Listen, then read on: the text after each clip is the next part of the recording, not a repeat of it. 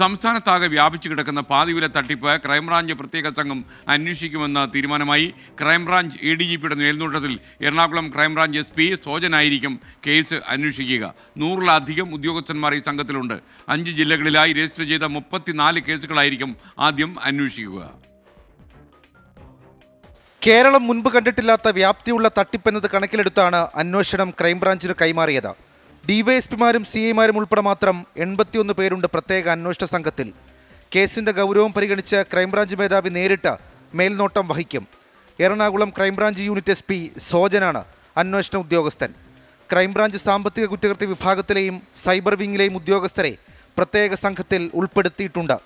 ആദ്യം രജിസ്റ്റർ ചെയ്ത 34 കേസുകളിലായി മാത്രം 37 കോടി രൂപയുടെ തട്ടിപ്പ് നടന്നുവെന്നാണ് പോലീസിന്റെ പ്രാഥമിക കണ്ടെത്തൽ. എറണാകുളം 11, ഇടുക്കി 11, ആലപ്പുഴ 8, കോട്ടയം 3, കണ്ണൂർ 1 എന്നിങ്ങനെ 34 കേസുകളാണ് ക്രൈംബ്രാഞ്ച് ആദ്യം അന്വേഷിക്കുക. അനന്തു കൃഷ്ണൻ, KN ആനന്ദകുമാർ തുടങ്ങിയവരെ ചോദ്യം ചെയ്യുകയായിരിക്കും പ്രത്യേക അന്വേഷണ സംഘത്തിന്റെ ആദ്യ നീക്കം. അന്വേഷണം ആരംഭിച്ച ശേഷം ലോക്കൽ പോലീസ് രജിസ്റ്റർ ചെയ്ത മറ്റു കേസുകൾ കൂടി ക്രൈംബ്രാഞ്ച് സംഘത്തിന്റെ പരിധിയിൽ ഉൾപ്പെടുത്തും. തട്ടിപ്പിൽ ഇന്നും വിവിധ ജില്ലകളിലായി പുതിയ കേസുകൾ രജിസ്റ്റർ ചെയ്തു.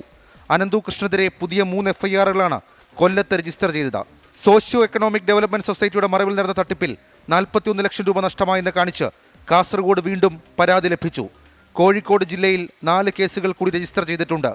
വിവിധ ബ്യൂറോകൾക്കൊപ്പം 24 തിരുവനന്തപുരം.